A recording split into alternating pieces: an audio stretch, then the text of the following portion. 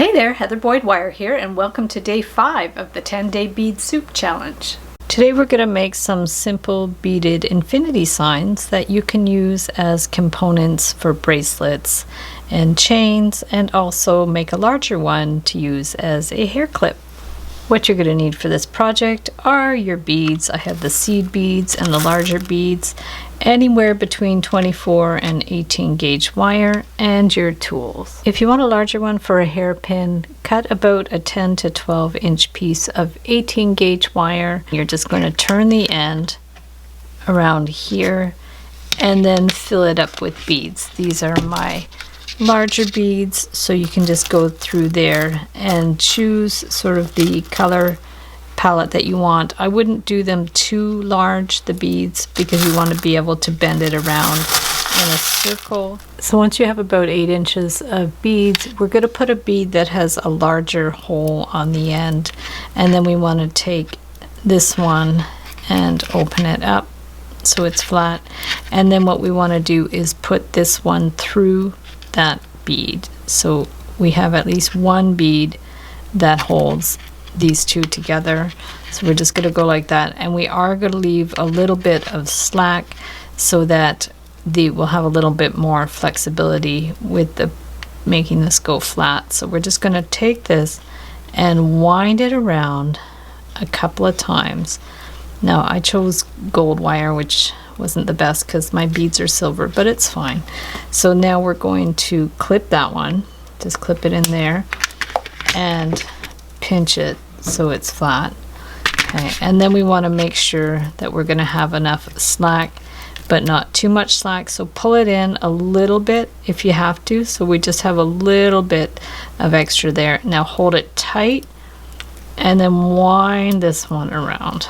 So just wind it around a couple of times, not too much, and then take that and clip it, and then we're just going to pinch that one end in so it's nicely in place. We're just going to push this down a little bit.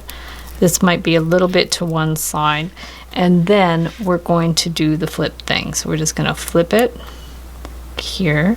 Make sure it's somewhat centered, and then you want to make sure you have a bit of slack. So make sure you find the area in the middle where there's a little bit of slack. Now hold it and then just flip it around this way, and then find a place where that's going to sit inside. So sometimes if I haven't left enough slack, I'll go in and I'll actually like pinch and break one of the beads. It's not the best thing to do, but in a pinch, if you're stuck, you can go ahead and do that so you have more slack.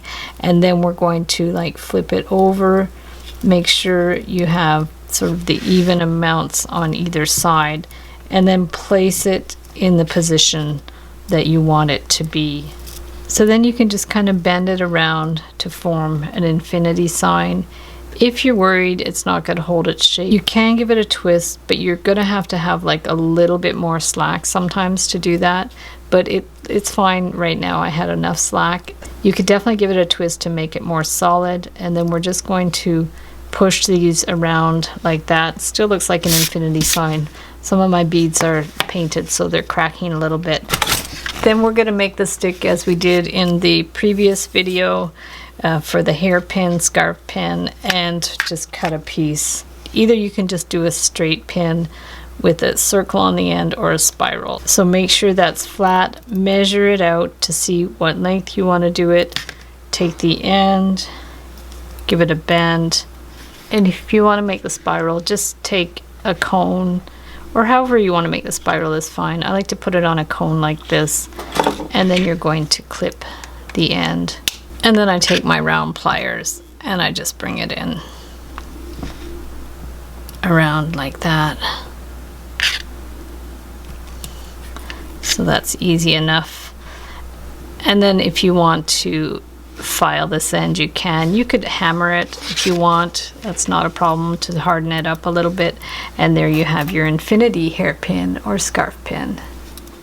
So if you want to make tiny infinity signs, just use these teeny tiny beads here, and you do it in the same way where you just close up the end And then we're just going to take a bunch of these and string them on until you have as many as you want. If it's easier, just take your round pliers to make the curve first, and it just might make it a little bit easier to get a nice round shape. So just bring it around, and then you can bend this around here, because sometimes, especially if the beads are uneven, it's hard to get a round shape in there. Same thing on this side. See, this comes around here, so this is going to go the opposite way. Just give it a little bit of a head start with the pliers, and then you can bring these ones around and you can tighten that curve up if you need.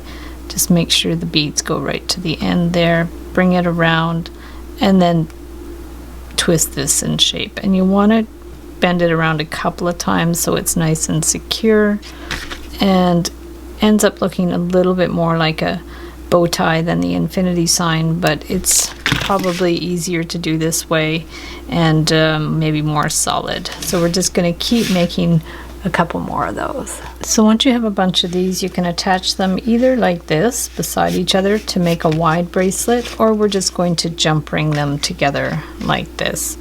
Or you could also make earrings, just simple earrings with them dangling down. So we're just going to take a jump ring, whatever size you need, put these together and make a chain. So I have pretty tiny wrists, so I'm just going to do 6 of these infinity signs. I'm going to take a jump ring, put it on the end, and put a lobster clasp. It would also look nice with a toggle clasp. We're just going to close that up, and then we're going to put either a split ring or another kind of clasp on the other end. I'll just put a jump ring to match the other side. And there you have a super cute little chain of beaded infinity signs.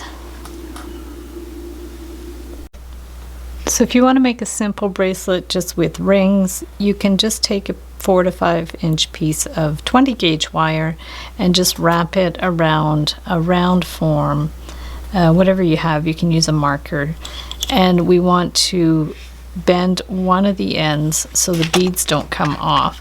So take your round pliers and then just take this end and bring it around to make a loop, and then we're just going to bend it back so the loop is centered. And then we're going to fill it up with beads. I'm going to use these seed beads. I like to put like an opaque and a transparent together in a pattern, but whatever configuration you want to do, we're going to put 20 beads on there. And once you have your 20 beads, you're just going to take your round pliers and bend this up, kind of straight up, and we want to trim that wire to about 3/8 of an inch. And then we're going to slip that end into our loop, hold the end with the pliers, it's easier to grasp, bring it all the way around, clip the end, and then with our pliers we're going to just like pinch it so it's flush in there. If you need to adjust the round shape, you can, and we're going to make about 5 or 6 of these. So once you have all your rings together, you can put them so once you have all your rings beaded, you can put them together with jump rings in any kind of order that you want, and we'll just use a slightly larger jump ring to put them together, and then we can put like a clasp on the end. So just take the jump ring, put the two together, and then make a line of the rings. If you want for the last loop, you can do it a little bit differently. You can actually leave a couple inches at the end, bend this at a right angle, bring it around, and then we're going to bead this part, and then we'll just take this end and bend it around to close the circle. So just bend it all the way around and give it a little clip. And then from here, you could just make a loop that we're going to put the clasp into. So just bend it a bit like that, make this as big a loop as you think you need for the clasp. Bring it around.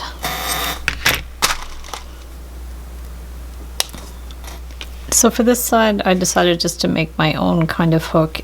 This would be better to do with 18 gauge wire because the 20 is a little bit soft, but just for the sake of the sample, I'm just going to show you how to do a simple kind of hook. Sometimes I double the wire up when I make these little hooks.